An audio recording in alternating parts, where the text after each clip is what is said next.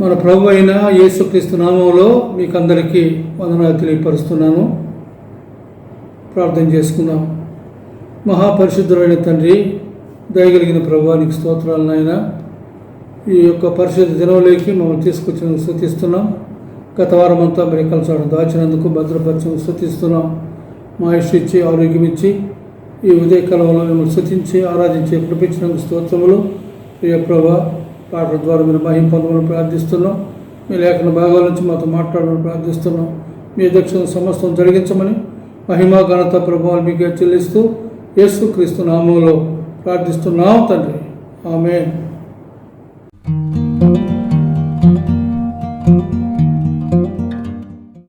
ఎటువైపు చూచిన గాఢాంధకారం, కన్నీరు, బాధ, దుఃఖం, కృంగుదల, అలాంటి స్థితిలో దివారాత్రములు కంటికి రెప్పవలే కాచావయ్యా. నీ హస్తముతో నన్ను నడిపించావు. నాకు ధైర్యాన్ని ఇచ్చి నీ కృపతో బలపరిచావు. నా జీవితంలో పలు శోధనలు వచ్చినప్పుడు నాకు విశ్వాసం ఇచ్చి సాతానుపై విజయం ఇచ్చావు. ఇంతటి గొప్ప ప్రేమను, ఇంతటి గొప్ప సహాయాన్ని నేను ఎలా మరువగలనయ్యా? నేనెలా మౌనంగా ఉండగలను? మీరు చేసిన మేలులను తలంచుకుంటూ అనునిత్యము మీకు స్తుతులు స్తోత్రములు మీకే సమర్పిస్తున్నానయ్యా.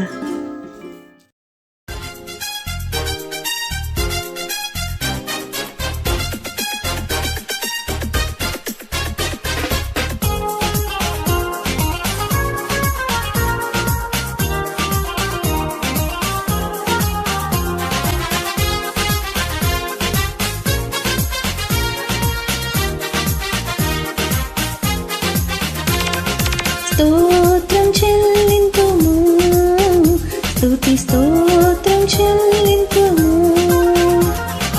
యేసునాథుని మేలులు తలంచి స్తోత్రం చెల్లింతుము, స్తుతి స్తోత్రం చెల్లింతుము.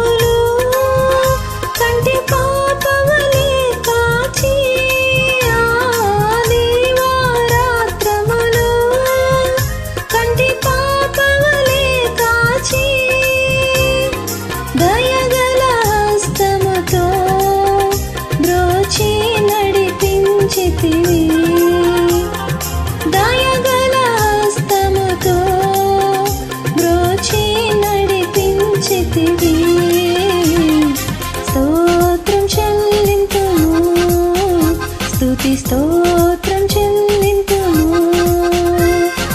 యేసునాథుని మేలులు తలంచి స్తోత్రం చెల్లింతుము, స్తుతి స్తోత్రం చెల్లింతుము.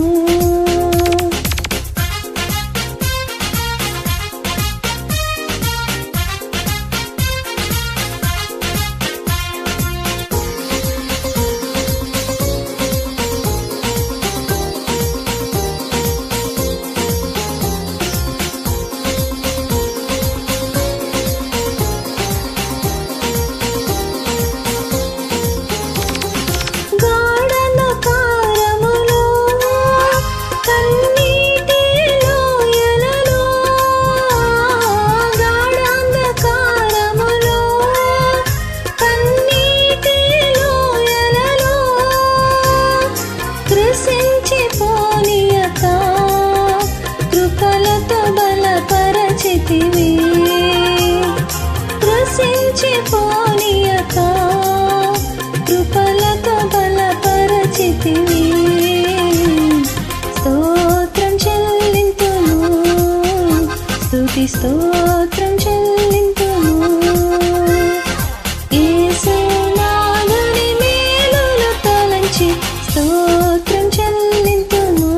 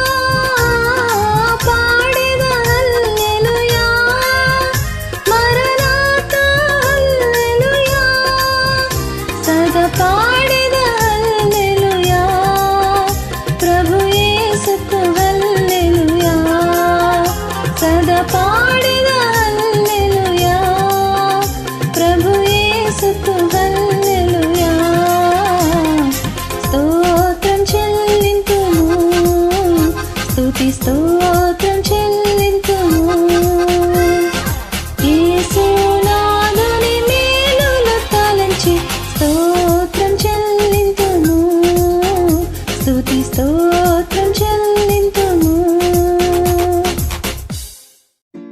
దేవా, మహా తేజస్సులో ఉన్న నిన్ను చూడడానికి, నీ దగ్గరకు రావడానికి కొంచెం కూడా ఏ అర్హత, ఏ యోగ్యత లేని నా కోసం అంతటి గొప్ప మహామహిమని విడిచి నా దగ్గరకు నీవే వచ్చావే. ఎందుకు పనికిరాని, ఏ మంచి లేని నన్ను చూచి నా స్థితిగతులను మార్చావయ్యా. ఈ లోకంలో ఘోరమైన పాపిగా ఉన్న నన్ను రక్షించావయ్యా. నీ చేతిలో చెక్కుకున్నావయ్యా. పరలోక రాజ్య వారసత్వం నాకు ఇచ్చావయ్యా. నీ త్యాగం ఎంత గొప్పదయ్యా. అంతటి విలువైన, బలమైన, అపారమైన ప్రేమను, అవధులు లేని ప్రేమను ఎంత వివరించినా, ఎంత వర్ణించినా చాలదయ్యా.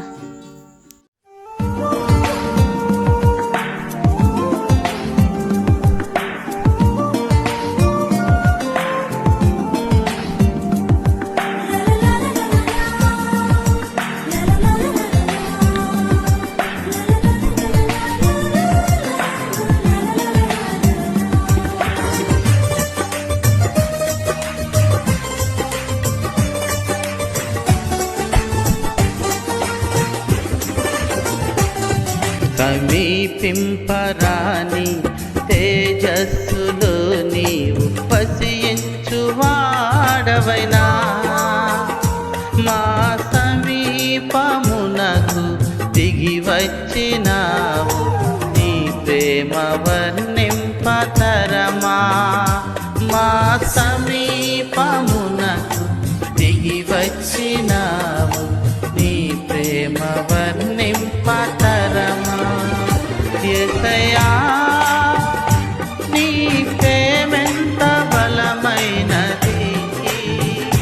యేసయ్యా, నీ కృప ఎంత విలువైనది. యేసయ్యా, నీ ప్రేమెంత బలమైనది. యేసయ్యా, నీ కృప ఎంత విలువైనది.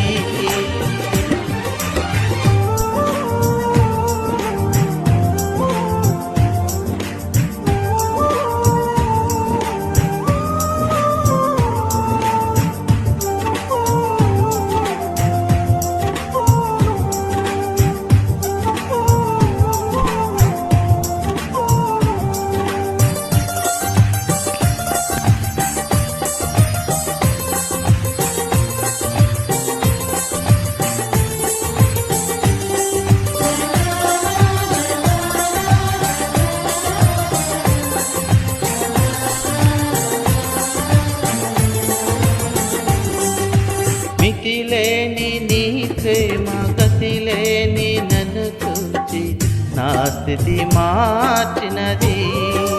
నన్నే శృతిగా చేసినది.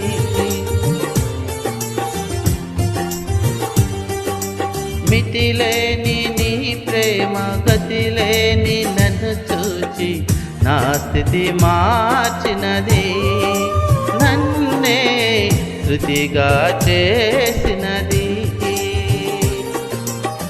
సులువకు విలువను వసగినది. సులువకు విలువను వసగినది. యేసయ్యా, నీ ప్రేమెంత బలమైనది. యేసయ్యా, నీ కృప ఎంత విలువైనది. యేసయ్యా, నీ ప్రేమెంత బలమైనది. యేసయ్యా, నీ కృప ఎంత విలువైనది.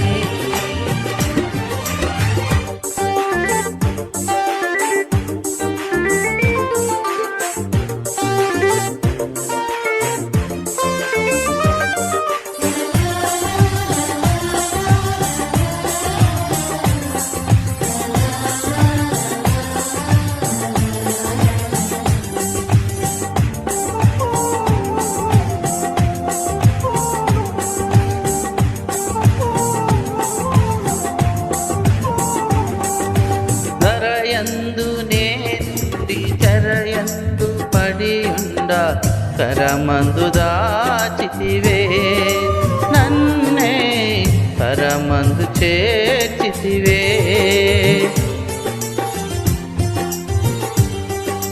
ధరయందు నేనుండి చెరయందు పడియుండ కరమందు దాచితివే, నన్నే పరమందు చేర్చితివే. కలునకు కరుణను వసగితివే, కలునకు కరుణను వసగితివే. యేసయ్యా నీ ప్రేమెంత బలమైనది, యేసయ్యా నీ కృప ఎంత విలువైనది, యేసయ్యా నీ ప్రేమెంత బలమైనది, యేసయ్యా నీ కృప ఎంత విలువైనది. సమీపింపరాని తేజస్సులో నీవు పసియించు వాడవైనా, మా సమీపమునకు దిగి వచ్చినావు, నీ ప్రేమ వర్ణింపతరమా. మా సమీపమునకు దిగి వచ్చినావు, నీ ప్రేమ వర్ణింపతరమా. యేసయ్యా నీ ప్రేమెంత బలమైనది, యేసయ్యా నీ కృప ఎంత విలువైనది, యేసయ్యా నీ ప్రేమెంత బలమైనది, యేసయ్యా నీ కృప ఎంత విలువైనది, నీ కృప ఎంత విలువైనది, నీ కృప ఎంత విలువైనది.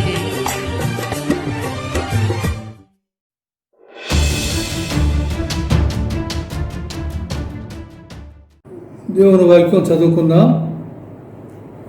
రోమీలకు రాసిన పత్రిక 5వ అధ్యాయం 19వ వచనం.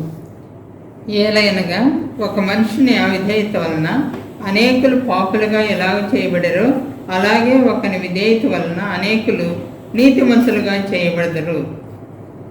ప్రార్థన చేసుకుందాం. పరిశుద్ధుడైన తండ్రి, మీకు స్తోత్రాలు చెల్లిస్తున్నాం. చదువుకున్న వాక్య భాగాన్ని మా కొరకు ఆశీర్వదించమని, మాతో మాట్లాడమని యేసుక్రీస్తు నామములో ప్రార్థిస్తున్నాం తండ్రి. ఆమేన్. దేవుడు మన వినికిడిలో చదువుకున్న వాక్య భాగాన్ని దీవించునుగాక. ఇక్కడ చదువుకున్నప్పుడు మొట్టమొదటి మాట, ఒక అవిధేయత వలన అనేకులు పాపులుగా చేయబడ్డారంట. అట్లనే ఒక విధేయత వలన అనేకులు నీతిమంతులుగా తీర్చబడతారు. విధేయత అనే మాటను మనం ఆలోచిస్తున్నాం. ఎవరికి విధేయత అంటే దేవునికి విధేయత. దేవునికి ఎలాగ విధేయత అంటే దేవుడు చెప్పిన మాటకు లోబడటమే విధేయత. ఈ సందర్భంగా మనము కొన్ని సంగతులు చూడబోతున్నాం. ఆదిలో ఆదాము హవ్వలు దేవునికి విధేయత చూపించలేకపోయారు. దేవుడు చెప్పిన మాట కంటే సాతాను చెప్పిన మాటకు వారు చెవియొగ్గారు. సాతాను ఏం చెప్పింది? మీరు దేవతల వంటి వారు అవుతారని దేవునికి తెలుసు, ఈ పండు తింటే అని చెప్పినప్పుడు వారి ఆలోచనలు మారిపోయినాయి. దేవుని అడగాలనే ఆలోచన లేకపోయింది. దేవుడు చెప్పిన మాట మీద వాళ్ళు ఉండలేకపోయారు కాబట్టి వాళ్ళలో అవిధేయత ప్రవేశించింది. వాళ్ళ ద్వారా పాపం లోకంలోకి వచ్చింది. కనుక అందరము పాపులం అయిపోయినాము. ఆదాము అవిధేయత వలన అందరము పాపులమయ్యాము అనే సంగతి మనం జ్ఞాపకంలో ఉంచుకోవాలి. బైబిల్ గ్రంథంలో ఆదికాండం 3వ అధ్యాయం 17 నుంచి 19 వచనాల వరకు మనం చదువుకుంటే ఆదాము హవ్వలు పాపం చేసినప్పుడు దేవుడు ఏం చెప్పాడో మనకు అర్థమవుతుంది. ఆయన ఆదాముతో, నీవు నీ భార్య మాట విని తినవద్దని నేను నీకు ఆజ్ఞాపించిన వృక్ష ఫలములు తింటివి కనుక నీ నిమిత్తము నేల శపింపబడి ఉన్నది. ప్రయాసముతోనే నీవు బ్రతుకు దినములని దాని పంట తిందువు. అది ముండ్ల తిప్పలను గచ్చ పొదలను నీకు మొలిపించును. పొలములోని పంట తిందువు. నీవు నేలకు తిరిగి చేరు వరకు నీ ముక్కుపు చెమట కార్చి ఆహారము తిందువు. ఏలయనగా నేల నుండి నీవు తీయబడితివి, నీవు మన్నే గనుక తిరిగి మన్నైపోదు అని చెప్పాను. ఇక్కడ ఆదాము భార్య చెప్పిన మాట విన్నాడు. దేవుని మాట కంటే భార్య మాటకే ప్రాధాన్యత ఇచ్చి తను అవిధేయుడయ్యాడు. అయితే మనము దేవుని వాక్యంలో ఇంకొంచెము లోతుగా వెళితే అపోస్తల కార్యములు 7 మొదటి 4 వచనాలు. ప్రధాన యాజకుడు ఈ మాటలు నిజమేనా అని అడిగాను. అందుకు స్టెఫను చెప్పినదేమనగా, సహోదరులారా, తండ్రులారా, వినుడి. మన పితరుడైన అబ్రహాము హారానులో కాపురముండక మునుపు మెసొపొతామియాలో ఉన్నప్పుడు మహిమగల దేవుడు అతనికి ప్రత్యక్షమై, నీవు నీ దేశమును నీ స్వజనమును విడిచి బయలుదేరి నేను నీకు చూపింపబో దేశమునకు రమ్మని అతనితో చెప్పాను. అప్పుడు అతడు కల్దీయుల దేశమును విడిచిపోయి హారానులో కాపురముండెను. ఇక్కడ దేవుడు మొట్టమొదటిసారి కల్దీయుల దేశంలో అబ్రహాముకు ప్రత్యక్షమై పిలిచాడు. నేను నీకు చూపించబో దేశానికి బయలుదేరరా అని. ఇక తెరహుకు పెద్ద కుమారుడు అబ్రహాం ఈ సంగతులు ఇంట్లో చెప్పాడు. తండ్రి అన్నాడు, నేను కూడా బయలుదేరుతాను. అప్పుడు అబ్రహాం తనడు హారాను కుమారుడు లోతు. హారాను చనిపోయి ఉన్నాడు, లోతు ఉన్నాడు. కనుక తెరహు, అబ్రహాము, శారయి, లోతు అందరూ బయలుదేరి కనాన్ దేశం వాళ్ళు వచ్చారు. వాళ్ళు వచ్చి హారాన్లో అక్కడికి వచ్చి ఆగిపోయారు. ఎందుకంటే దేవుడు పిలిచింది ఎవరినంటే అబ్రహాం పిలిచాడు. తెరహు కూడా బయలుదేరాడు. దేవుడు తెరహును పిలవాలి.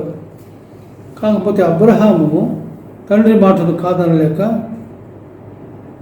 తండ్రి కూడా కావాలి, దేవుడు కూడా కావాలి, ఆ ఆలోచనతో వచ్చి హారాన్లో వాళ్ళు ఆగిపోయారు. తర్వాత మనం చూస్తే ఆదికాండం 11వ అధ్యాయం 32వ వచనం. తెరహు బ్రతికిన దినములు 205 ఏండ్లు. తెరహు హారానులో మృతి పొందాను. ఇప్పుడు తెరహు ఏమైనాడు? హారానులో చనిపోయాడు. తెరహు చనిపోయిన తర్వాత మరలా దేవుడు అబ్రహాం పిలిచాడు. తెరహు చనిపోయే వరకు దేవుడు మాట్లాడలేదు. అబ్రహాంలో విధేయత ఉంది, కానీ తండ్రి మీద కూడా ప్రేమ ఉంది. ఇద్దరిని సమానంగా చూస్తాను అన్న ఆలోచన ఉందేమో. ఇప్పుడు అబ్రహాముతో మళ్ళా దేవుడు మాట్లాడాడు. ఆదికాండం 12వ అధ్యాయం మొదటి 4 వచనాలు. యెహోవా, నీవు లేచి నీ దేశము నుండి, నీ బంధువుల యొద్ద నుండి, నీ తండ్రి ఇంటి నుండి బయలుదేరి నేను నీకు చూపించు దేశమునకు వెళ్ళుము. నిన్ను గొప్ప జనముగా చేసి నిన్ను ఆశీర్వదించి నీ నామమును గొప్ప చేయుదును. నీవు ఆశీర్వాదముగా నుందువు. నిన్ను ఆశీర్వదించు వారిని ఆశీర్వదించదును, నిన్ను దూషించు వారిని శపించదును. భూమి యొక్క సమస్త వంశములు నీ యందు ఆశీర్వదించబడినని అబ్రాముతో అనగా, యెహోవా అతనితో చెప్పిన ప్రకారము అబ్రాము వెళ్ళెను, లోతు అతనితో కూడా వెళ్ళెను. ఇక్కడ మనం గమనించినప్పుడు అబ్రహాముని రమ్మన్నాడు. దేవుడు అబ్రహామును మాత్రం రమ్మన్నాడు. మొదట్లో అబ్రహాము రమ్మంటే తండ్రి కూడా బయలుదేరితే నాన్న నేను వద్దని చెప్పలేకపోయాడు. అందులో బట్టి ఇక్కడ ఆలస్యం అయిపోయింది. తెరహు చనిపోయిన తర్వాత మళ్ళీ అబ్రహాముని దేవుడు పిలిచాడు. నివేరా అంటే కూడా లోతును కూడా తీసుకొచ్చాడు. లోతు కూడా బయలుదేరి వచ్చాడు. అంటే లోతు తమ్ముడి కొడుకు. తన తండ్రి ఆ బిడ్డను దగ్గర ఉంచుకున్నాడు. అబ్రహాం పైగా పిల్లలు లేరు, లోతుంటే ఏమి లేదు. అబ్రహాం జీవితంలో లోతు కావాలా, దేవుడు కావాలా, ఇలాంటి ఆలోచనలో ఉన్నాడు. కనుకొని లోతును కూడా వెంట పెట్టుకొచ్చాడు. లోతు ప్రయాణం కూడా వచ్చిన తర్వాత పరిస్థితులు సరిగా లేవు. తను దేవుడు ప్రత్యక్షమై కనాన్ దేశంలో ఈ భూమి నీకు ఇస్తానని చెప్పినప్పుడు కూడా చెప్పిన చోట ఉండకుండా ఇంకా అలా సాగి ఐగుప్తులోకి వెళ్ళటం, అక్కడ తన భార్యను చెల్లెలని చెప్పుకోవటం, ఫరో తీసుకెళ్ళి తన ఇంట్లో పెట్టుకోవటం, తర్వాత దేవుడు వారిని బాధించి మళ్ళీ తిరిగి వెనక్కి రావటం ఇది జరిగింది. తిరిగి అక్కడి నుంచి మొదట ఎక్కడ దేవుడు మాట్లాడాడో ఆ స్థలానికి వచ్చేసారు. లోతు కాపరులకు, అబ్రహాము కాపరులకు, పశువుల కాపరులకు కాబట్టి అప్పుడు అబ్రహాము అన్నాడు, మనం ఇక్కడ ఉన్నాము, మనం బంధువులము, తగాదవద్దు అని అబ్రహాము లోతుని పిలిచి చెప్పిన మాట ఏంటంటే, చూడండి, ఆదికాండం 13వ అధ్యాయం 8 నుంచి 11 వచ్చిన వరకు. కాబట్టి అబ్రాము, మనము బంధువులము కనుక నాకును నీకును నా పశువుల కాపర్లకు నీ పశువుల కాపర్లకును కలహం ఉండకూడదు. ఈ దేశమంతయు నీ ఎదుట ఉన్నది కదా, దయచేసి నన్ను విడిచి వేరుగా నుండుము.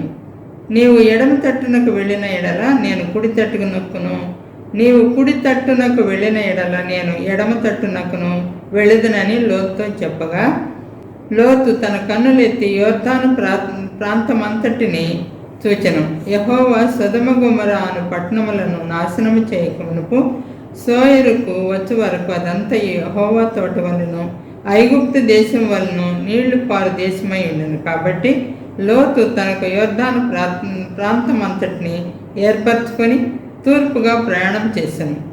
అట్లు వారు ఒకరికొకరు వేరైపోయి అబ్రాము కనానులో నివసించెను. లోతు ఆ మైదానమందున్న పట్టణముల ప్రదేశంలో కాపురం ఉండి సొదొమ దగ్గర తన గుడారం వేసుకొనెను. సొదొమ మనుషుల దుష్టులను యెహోవా దృష్టికి బహు పాపులనయుండిరి. కాబట్టి ఇక్కడ మనకి ఏమర్థం అవుతుందంటే, ఇప్పుడు అబ్రహాము గ్రహించినాడు, లోతు నాతో ఉన్నందువలన ఈ సమస్యలు వచ్చినాయి, ఇంకా వేరుగా ఉందాము అని లోతుతో మాట్లాడాడు. అయ్యా, నీవు ఎడమ వైపు పెడితే నేను కుడివైపు, నువ్వు కుడివైపు పెడితే నేను ఎడమ వైపు పెడతాను అని చెప్తే, లోతు మాత్రము సొదొమ గొమొర్రా వైపు వెళ్ళి చూస్తాం. ఇంతవరకు ఇది దేవుడు అబ్రహాముతో మాట్లాడటం ఆపేశాడు. బయలుదేరక ముందు మాట్లాడినాడు, మధ్యలో కనాన్ దేశం వచ్చిన తర్వాత ఇది నేను ఇచ్చే దేశం అని చెప్పాడు. తర్వాత మళ్ళీ మాట్లాడలేదు దేవుడు. ఎందుకంటే దేవుని మాట వినలేదు కాబట్టి దేవుడు అబ్రహాముతో మాట్లాడటం ఆపేశాడు, మౌనం వహించాడు. ఎప్పుడైతే వేరైపోయినారో అప్పుడు దేవుడు మాట్లాడినట్టు మనం చూస్తాం. అది ఆదికాండం 13వ అధ్యాయం 14-15. లోతు అబ్రామును విడిచిపోయిన తర్వాత యెహోవా, ఇదిగో నీ కన్నులెత్తి నీవు ఉన్న చోట నుండి ఉత్తరపు తట్టు, దక్షిణపు తట్టు, తూర్పు తట్టు, పడమర తట్టును చూడుము. ఎందుకనగా నీవు చూచున్న ఈ దేశమంతటిని నీకును నీ సంతానమునకును సదాకాలం ఇచ్చేదను. ఇప్పుడు దేవునికి చాలా సంతోషం వచ్చింది. ఎందుకంటే ఇప్పుడు తెలుసుకున్నాడు, తను దిద్దుకున్నాడు, సరి చేసుకున్నాడు. లోతుతో తను ఉండడానికి ఇష్టపడలేదు. లోతు ఎట్టపోయినాడు, తను వెళ్ళిపోయినాడు. ఇప్పుడు లోతు సొదొమ గొమొర్రాకి వెళ్ళిపోతే అబ్రహాము కనాన్లో ఉన్నాడు, కనాన్ దేశంలో ఉన్నాడు. తర్వాత ఏం జరిగిందంటే, మనము 14వ అధ్యాయంలో గమనిస్తే 4 రాజులు 5 మంది రాజుల్ని ఓడిస్తారు, యుద్ధానికి పోతారు. ఈ 5 మంది రాజుల్లో సొదొమ గొమొర్రా రాజు కూడా ఉన్నాడు. వాళ్ళు యుద్ధంలో పట్టబడ్డారు. లోతు అని కుటుంబీకులందరినీ తీసుకెళ్ళిపోయారు. ఎవరో చెప్పారు, అయ్యా నీ బంధువులు కూడా తీసుకుపోయారంటే, అప్పుడు తను వెళ్ళి యుద్ధం చేసి జయించి తీసుకొచ్చారు. లోతును మళ్ళా వెనక్కి తీసుకొచ్చాడు. ఇది మనం చదువుకుంటాం. వెంటనే 15వ అధ్యాయంలో అబ్రాహాముతో దేవుడు మాట్లాడడానికి ఇష్టపడ్డాడు. నేను నీకు కేడెము కదా అని మాట్లాడడం ఆరంభించాడు 15వ అధ్యాయం. కానీ తన బాధ ఏంటంటే, నా ఆస్తికి ఎవరు వారసుడు, ఎలియాజరే కదా అనే చింత అబ్రహాముకు ఉంది. అప్పుడు దేవుడు అబ్రహాముతో ఏం మాట్లాడాడో ఆదికాండం 15వ అధ్యాయం 5-6 వచనాలు. మరియు ఆయన వెలుపలికి అతన్ని తీసుకొని వచ్చి, నీవు ఆకాశం వైపు తేరి చూచి నక్షత్రములను లెక్కించుటకు నీ చేతనైతే లెక్కించమని చెప్పి నీ సంతానము అలాగవునని చెప్పెను. అతడు యెహోవాను నమ్మెను, ఆయన అది అతనికి నీతిగా ఎంచెను. కాబట్టి తనను ధైర్యపరిచాడు. సంతానం లేదంటే బయట తీసుకొచ్చి రాత్రిపూట అబ్రహాముకు దేవుడు కనబడి బయటకు వచ్చి ఆకాశం చూడమని చెప్పి నక్షత్రాలను చూడమన్నాడు, లెక్కించమన్నాడు. అలాగుంటుంది నీ యొక్క సంతానము అని ధైర్యం చెప్పిన తర్వాత అబ్రహాం సంతోషంతో వెళ్ళిపోయాడు. బాగానే ఉంది. 16వ అధ్యాయంకి వచ్చే లోపల అబ్రహాం జీవితం మనం గమనిస్తూ వస్తే మొదట తండ్రిని దేవుని సమానంగా ప్రేమించాడు. కానీ దేవుడు మౌనం వహించాడు. తర్వాత లోతుని దేవుని సమానంగా ప్రేమించాడు. దేవుడు కావాలా, లోతు కావాలా. ఇప్పుడు అబ్రహాము దేవుడు తన సంతానాన్ని గురించి ఆకాశ నక్షత్రంలాగా సంతానం ఉండదని చెప్పాడు.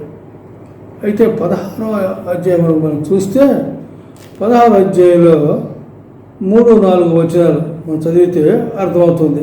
కాబట్టి అబ్రాము కనాను దేశములో 10 ఏండ్లు కాపురం ఉన్న తర్వాత అబ్రాము భార్య అయిన శారయి తన దాసి అయిన హాగరును ఐగుప్తురాలని తీసుకొని తన పెనిమిటి అయిన అబ్రామునకు భారీగా ఉండినట్లు అతనికి ఇచ్చెను.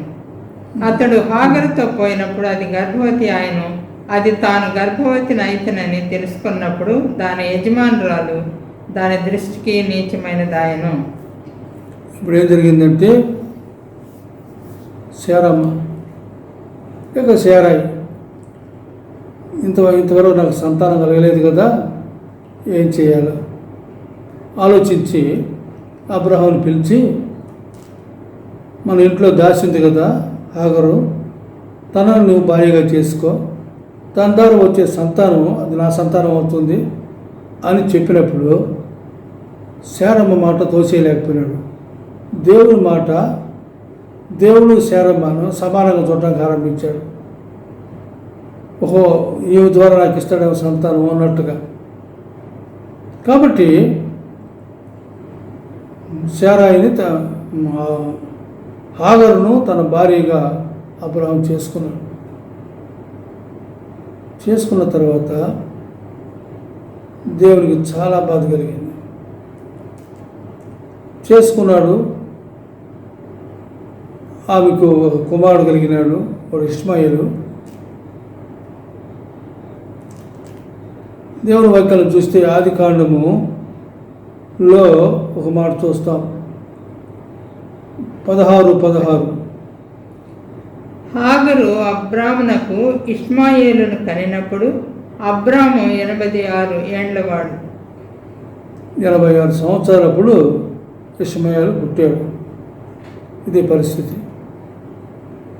దేవుడిని కొన్న ఆలోచన విధానాన్ని ఆలోచించినప్పుడు దేవుని మాట వింటున్నాడు, కానీ దేవునితో మళ్ళా తన భార్య విషయంలో కూడా ఆలోచిస్తున్నాడు. ఇద్దరిని సమానంగా చూడటానికి ఆరంభించాడు. భార్య మాట వినాలా, దేవుని మాట వినాలా?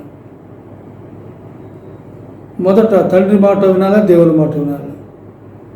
లోతు తన తమ్ముడు కుమారుడు లోతు విషయమైన ఆలోచన, దేవుని విషయం ఆలోచన రెండు కలిగి. ఇప్పుడు శారమ్మ కావాలి, దేవుడు కావాలి. 86 సంవత్సరాల వయసు ఆయనకి. దేవుడు మళ్ళా మాట్లాడటం ఆపేశాడు. ఇవన్నీ మనం గమనించినప్పుడు మనం ఏం అర్థం చేసుకోవాలంటే, దేవుని వాక్యానికి లోపడకపోతే, దేవుని చిత్తం నుంచి మన ప్రక్కకు తొలగిపోతే దేవుడు మనతో మాట్లాడడు. వాక్యం చదవచ్చు, వాక్యం వినొచ్చు, వింటావు కానీ ఆయనతో మాట్లాడేది నీకు అర్థం కాదు. దేవుడు మాట్లాడటం వేరు, దేవుని స్వరం, దేవుని మాటలు వినటం వేరు, దేవుని వాక్యం వినటం వేరు. ఎంతోమంది వాక్యం చెప్తారు, వాక్యం విని బాగుంది బాగుంది అనుకుంటారు. కానీ దేవుడు మాట్లాడినప్పుడు, ఈరోజు దేవుడు నాతో మాట్లాడాడు, దేవుడు మనతో మాట్లాడాడు కాబట్టి మనం మారు మనసు పొందినాం, రక్షణ లేకొచ్చినాం. తర్వాత వాక్యం వింటూ ఉంటాం. దేవుడు మాట్లాడాడు, నిన్ను నన్ను దేవుడు ఎన్నుకున్నాడు, ఏర్పాటు చేసుకున్నాడు. దేవుడు నీతో నాతో మాట్లాడతాడు. ఎక్కడైనా వాక్యానికి వ్యతిరేకంగా, దేవుని మాటకు వ్యతిరేకంగా మనం పక్కకి వెళ్ళిపోతే అప్పుడు మనము దేవుడు దూరం అయిపోతాం, దేవుడు మనకు దూరం అవుతాడు, దేవుడికి మనకు సంబంధం తెగిపోతుంది. ఇప్పుడు మళ్ళీ తిరిగి 17వ అధ్యాయంలో మళ్ళా ఆయన మాట్లాడడానికి ఆరంభిస్తాడు. అబ్రహాం పిలిచి, నేను సర్వశక్తి కలిగిన దేవుడిని, నాకు అసాధ్యమైనది ఏమైనా ఏమైనా ఉందా అంటే దాని అర్థం ఏంటంటే, ఏమిటి నువ్వు చేసిన పని అంటే, నేను శారమ్మ ద్వారా సంతానం ఇవ్వలేని అనుకున్నావా, ఆగరు వల్లనైనా సంతానం అది అనేది అర్థం చేసుకునే రీతిలో గద్దించినాడు. అప్పుడు ఆడు మా చదువుకుంటే సాగిలపడి ఉన్నాడు అబ్రహాం, తల పైకెత్తలేకపోయినాడు, చూడలేకపోయాడు. అప్పుడు దేవుడు నిబంధన చెప్పాడు, ఏర్పాటు చేస్తున్నాడు. సున్నతి చేయాలా, మీరు సున్నతి చేసుకోవాలా అని చెప్పాడు. చెప్పినప్పుడు అది ఆదికాండంలో 17వ అధ్యాయం 10 నుంచి 10-11 వచనాలు. నాకును నీకును నీ తరువాత నీ సంతతికిని మధ్య మీరు గైకొనవలసిన నా నిబంధన ఎదనగా, మీలో ప్రతి మగవాడును సున్నతి పొందవలెను. మీరు మీ గోప్యాంగ చర్మమును సున్నతి పొందవలెను. అది నాకు నీకు మధ్యనున్న నిబంధనకు సూచనగా ఉండను. కాబట్టి సున్నతి పొందాలి అని చెప్పాడు, దేవుడు చెప్పాడు. 17వ అధ్యాయంలో 99 సంవత్సరాలు అబ్రహాంకు ఉంది. ఇష్మాయేలుకు పుట్టినప్పుడు ఆయనకి 86 సంవత్సరాలు. 13 సంవత్సరాలు ప్రభువు మాట్లాడాలి. ఇది మనం గుర్తించుకోవాలా, గమనించుకోవాలా. దేవుడు నిన్ను నన్ను ఎన్నుకున్నది ఒక ఉద్దేశంతో ఎన్నుకున్నాడు. ఆ ఉద్దేశం మనం నెరవేర్చాలి.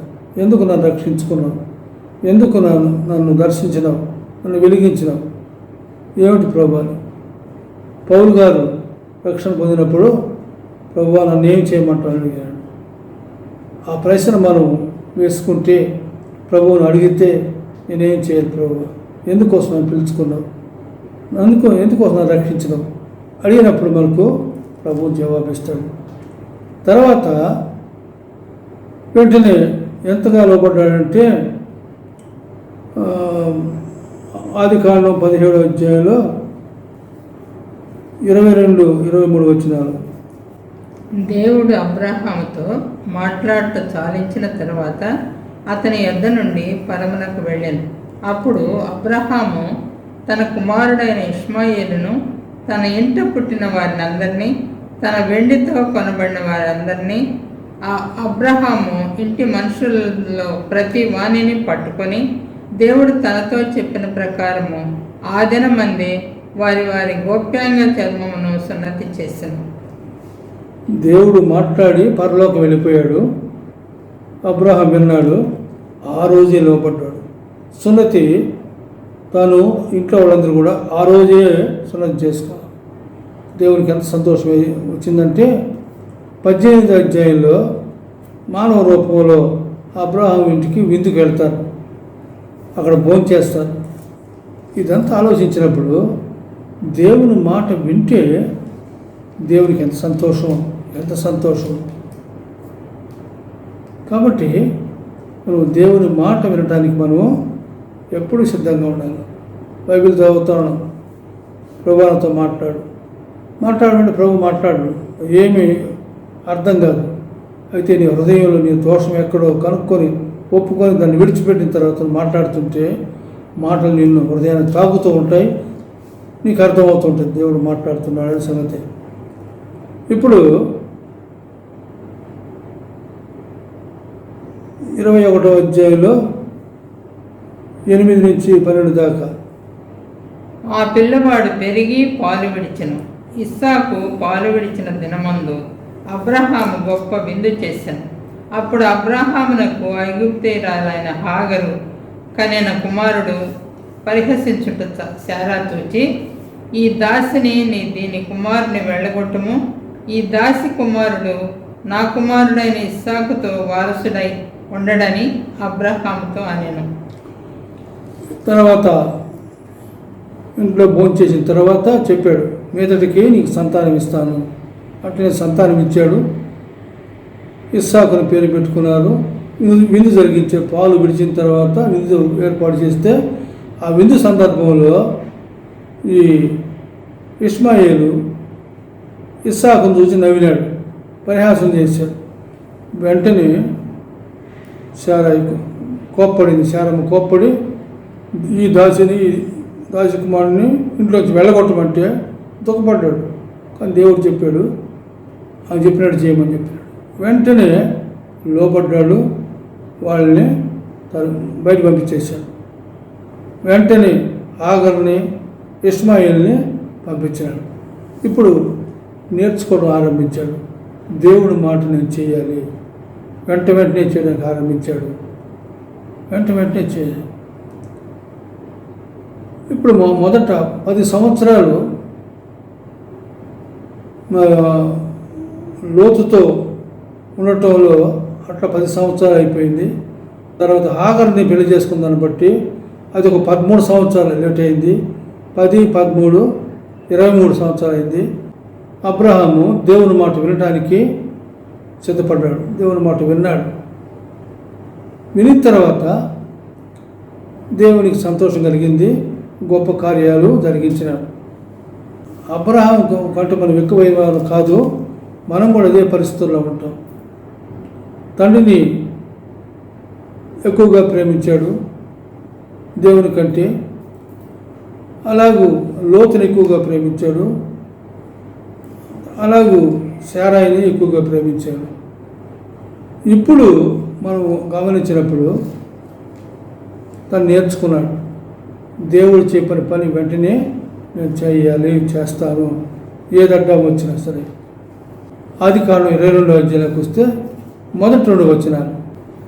ఆ సంగతులు జరిగిన తర్వాత దేవుడు అబ్రహామును పరిశోధించెను. ఎట్లనగా ఆయన అబ్రహామా అని పిలువగా అతడు చిత్తము ప్రభు అనెను. అప్పుడు ఆయన, నీకు ఒక్కడై ఉన్న నీ కుమారుని అనగా నీవు ప్రేమించి ఇస్సాకును తీసుకొని మోరియా దేశమునకు వెళ్ళి అక్కడ నేను నీతో చెప్పబో పర్వతములలో ఒక దాని మీద దహన బలిగా అతన్ని అర్పించమని చెప్పాను. ఇప్పుడు ఈ పరీక్ష చాలా గొప్పది. వృద్ధాప్యంలో పుట్టిన ఇస్సాకు, వెళ్ళిపోయిన ఇష్మాయేలు. ఇప్పుడు ఇస్సాకుని బలిగా అడుగుతున్నాడు. బలిస్తే తన బిడ్డలు ఎక్కడ, తన ఆస్తికి వారసులు ఎవరు? ఇప్పుడు ఆ చింత లేదు. ఎందుకు లేదు తెలుసా? నేను నీ సంతానాన్ని ఆశీర్వదిస్తాను అని చెప్పాడు. ఈ సంతానాన్ని ఇస్సాకు వలన అయింది నీ సంతానం అని చెప్పున్నాడు.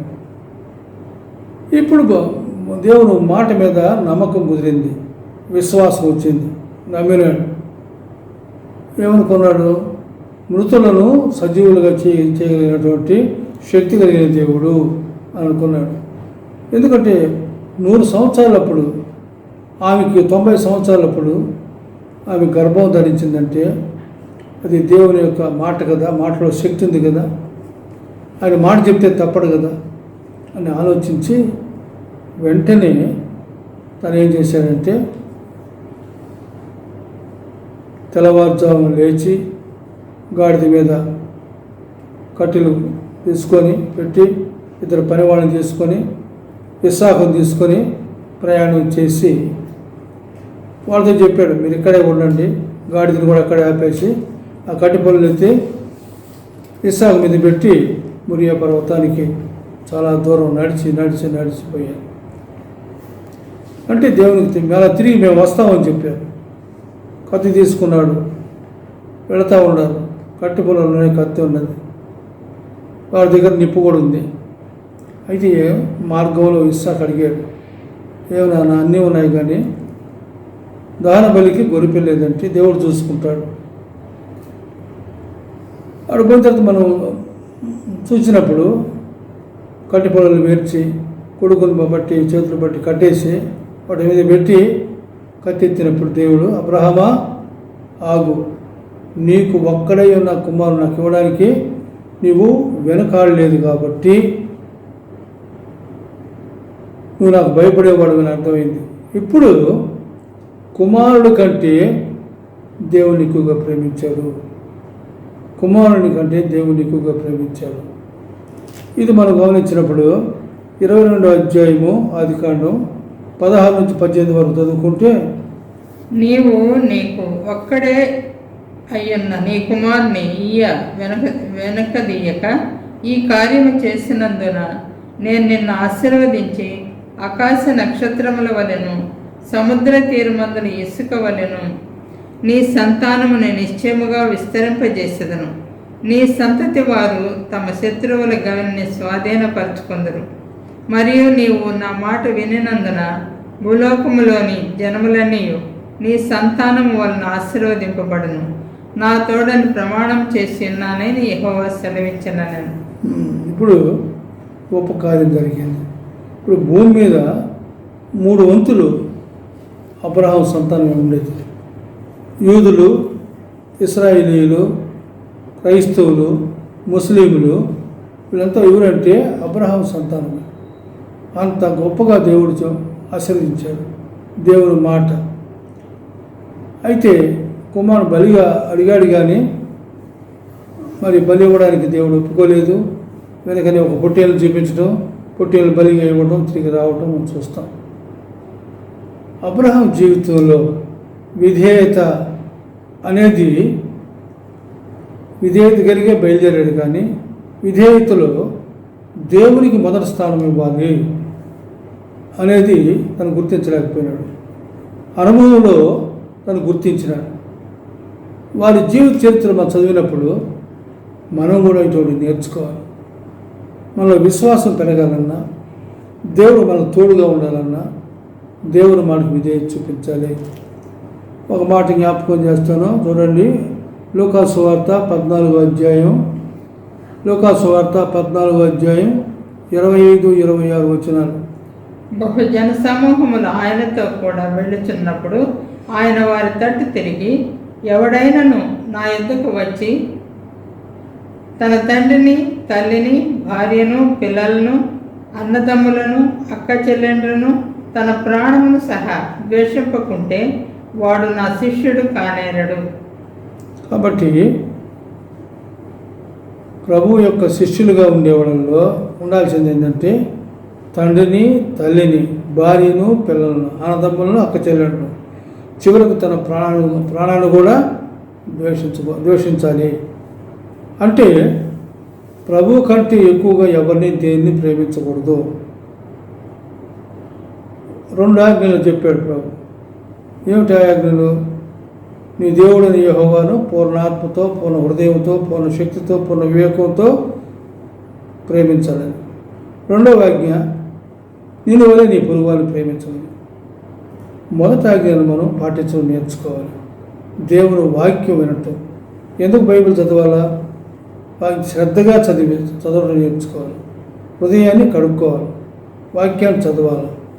ఇలాగూ వాక్యానికి లోపడ్డప్పుడు మన జీవితంలో అద్భుతాలు మనం చూస్తాం. అబ్రహాము యొక్క విధేయత వలన ఈరోజు భూలోకంలో చాలామంది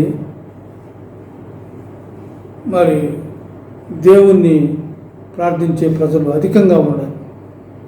అయితే ప్రభువుని యేసుక్రీస్తు వారు వచ్చిన తర్వాత పరలోకంలో కోట్ల కొలదిగా ఆరాధన చేసే వాళ్ళలో ఉన్నారని మనం చూస్తాము ప్రకటన గ్రంథంలో. విధేయత అనేది చాలా అవసరం. ఆదాము అవిధేయత వలన అనేకులు పాపులుగా తీర్చబడ్డారు. కానీ మరొక కుమారుడు యేసు ప్రభు యొక్క విధేయత వలన అనేకులు నీతిమంతులుగా తీర్చబడ్డారు. నీవు నేను నీతిమంతులుగా తీర్చబడ్డాం. అయితే విశ్వాసం మనలో ఉండాలంటే వాక్యం మీద మనసు ఉంచాలి. వాక్యాన్ని ఎక్కువగా గమనించాలి, గ్రహించాలి, చదవాలి, పదే పదే వినటం నేర్చుకోవాలి వాక్యాన్ని. అప్పుడు విశ్వాసం కలుగుతుంది. విశ్వాసం ఉంటే విధేయత కలుగుతుంది. విధేయత ఉంటే లోబడటానికి నేర్చుకుంటాం. దేవునికి లోబడటానికి, దేవుడు ఏం చెప్పాడో చేయడానికి మనం లోబడతాం. ప్రియమైన సోదరి సోదరుడా, మరి నీ ఆత్మీయ జీవితం ఎలాగుంది? నీ విశ్వాస జీవితం ఎలాగుంది? ప్రభు కంటే నువ్వు ఎక్కువగా ప్రేమిస్తున్నావా? దేన్నైనా ఎక్కువగా ప్రేమిస్తున్నావా? భార్యను కానీ, బిడ్డలు కానీ, తల్లిదండ్రులు కానీ, కుటుంబీకులను కానీ, లోకంలో చివరికి నీ ప్రాణం కూడా దేవుని కంటే ఎక్కువగా ప్రేమిస్తున్నావా? అలా ప్రేమిస్తే అది నిజమైన విధేయత కాదు. విధేయత అంటే అబ్రహాము జీవితంలో మనం చూచాం, యేసయ్య జీవితంలో మనం చూచాం. అది విధేయుడై తను తగ్గించుకున్నట్టుగా వాక్యం సెలవిస్తూ ఉంది. విధేయత మొదట విశ్వాసం ఉన్నప్పుడు విధేయత ఉంటుంది. విధేయత ఉన్నప్పుడు లోబడతాం. దేవుని వాక్యం మనల్ని మనం అప్పగించుకుంటాం. దేవుని కొరకు జీవిస్తాం. అలాగూ జీవించడానికి, ఆయన రాకడ కొరకు సిద్ధపడటానికి ప్రభు మనకు సహాయం చేయనుగాక. ప్రభు చిత్తమైతే మరలా ఇందులో కొంత భాగం మరలా వచ్చే వారం చూడబోతాం. అంతవరకు ప్రభు ఆశీర్వాదాలు మీకు మెండుగా కలుగునుగాక. ఆమేన్. విధేయత విజయము, వినయము జీవము, అవిధేయత అపజయం, మరణము శాపము. విధేయత నాకియుమా, అవిధేయత తొలగించుమా. నీలాంటి మనసు నాకియుమా, నీ వలె తగ్గింపు నాకు సగుమా. విధేయత నాకియుమా, అవిధేయత తొలగించుమా. నీలాంటి మనసు నాకియుమా, నీ వలె తగ్గింపు నాకు సగుమా. యేసయ్యా యేసయ్యా నా యేసయ్యా, యేసయ్యా యేసయ్యా నా యేసయ్యా. విధేయత విజయము, వినయము జీవము, అవిధేయత అపజయం, మరణము శాపము.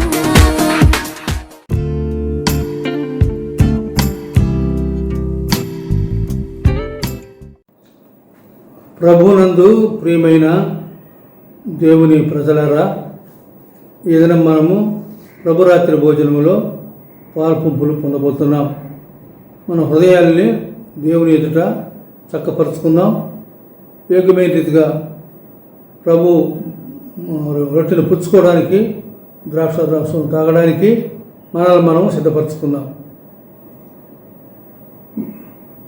ప్రభు అయిన యేసు తను అప్పగింపబడిన రాత్రి ఒక రొట్టెని ఎత్తుకొని కృతజ్ఞతలు చెల్లించి దానిని విరిచి వారికిచ్చి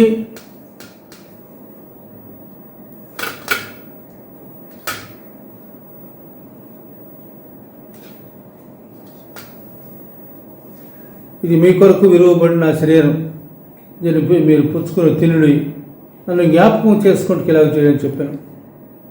ఈ సమయంలో మీ చేతిలో ఉన్న రొట్టెను మీరు పుచ్చుకోవాల్సిందిగా కోరుతున్నాను.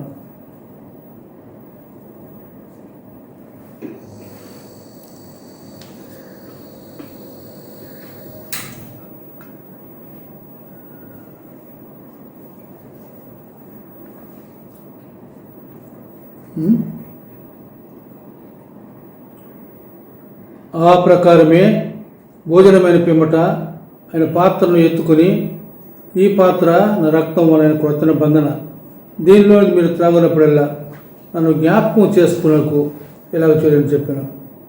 మీ చేతిలో ఉన్న ద్రాక్షారసాన్ని కూడా పుచ్చుకోవాల్సిందిగా మనవి చేస్తున్నాను.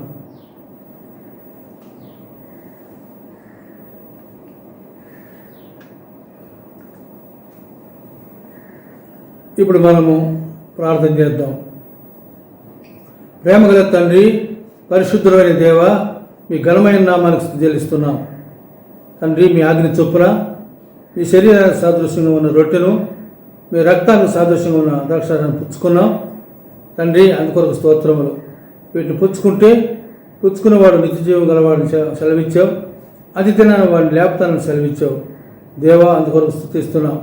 ప్రియ ప్రభా, ఎవరో అయోగ్యంగా చేయవేస్తుంటే వారికి క్షమించమని ప్రార్థిస్తున్నాం. మరి ఒక అవకాశం వారికి అనుగ్రహించండి. ఈ సమయంలో యోగ్యంగా ఎవరు పుచ్చుకున్నారో వారిపై మీ ఆశీర్వాదం ఉంచండి. ప్రియ ప్రభా, మేమందరం కూడా మీకు సాక్షులుగా ఉంటానికి సహాయం చేయండి. లోకంలో మీ చిత్తానుసారం మేము జీవించే కృప మాకు దయచేయమని మీ బలిష్టమైన జీవం గల హస్తాలకు అప్పచెప్తూ యేసుక్రీస్తు నామంలో ప్రార్థించి స్తుతించి అడిగి వేడుకుంటున్నాం తండ్రి. ఆమేన్. మన ప్రభు అయిన యేసుక్రీస్తు వారి కృప, పరమ తండ్రి అయిన దేవుని ప్రేమ, పరిశుద్ధాత్మని యొక్క అన్యోన్య సహవాసం మనకు అందరికీ తోడుగా ఉండి కాపాడునుగాక. ఆమేన్. Thank you for watching. Please like, share and subscribe for more messages. Love you all. ఈరోజు ఆరాధనలో పాల్గొన్న మీ అందరికీ మా ధన్యవాదములు. దయచేసి లైక్ చేయండి, షేర్ చేయండి, సబ్స్క్రైబ్ చేయండి. బెల్ కొట్టడం అస్సలు మర్చిపోవద్దు. దేవుడు మిమ్మల్ని బహుగా దీవించును గాక. ఆమేన్.